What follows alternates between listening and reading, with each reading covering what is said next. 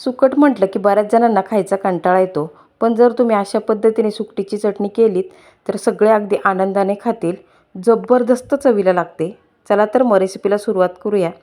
सुरुवातीला काय करायचं, सुकट घ्यायची, त्यामध्ये काही कचरा वगैरे असेल तर ते काढून टाकायचा. आता सुकटीच्या चटणीसाठी लागणारं मी साहित्य घेतलं आहे. लसूण, लाल तिखट, कांदा आणि कोथिंबीर चिरून घेतली आहे. तर सुरुवातीला काय करायचं, सुकट छान अशी निवडून झाली, कढई छान गरम करून एक 10 मिनिट मध्यम गॅसवर अगदी कुरकुरीत होईपर्यंत भाजून घ्यायची आहे. अगदी खूप अशी पण नाही भाजायची, अशी कुरकुरीत होईपर्यंत भाजून घ्यायची.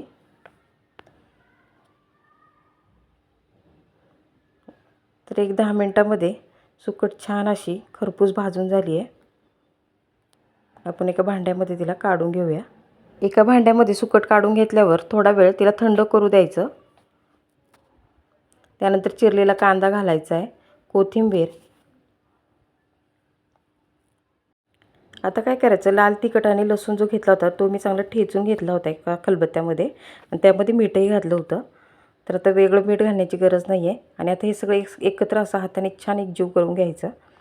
तर अशा पद्धतीने मस्त अशी चमचमीत आणि झणझणीत सुकटीची चटणी तयार झाली आहे. ही अशा प्रकारची सुकटीची चटणी कोणत्याही प्रकारच्या भाकरीबरोबर अप्रतिम लागते. सर्व करून घेऊयात. तर इथं मी ज्वारीची भाकर घेतली आहे आणि याच्यावर ही सुकटीची चटणी. आहा, चवीला भन्नाट लागते.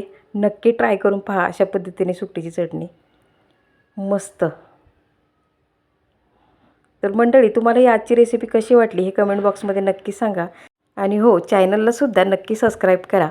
भेटूयात पुन्हा एकदा अशीच एक चमचमीत रेसिपी घेऊन. तोपर्यंत धन्यवाद.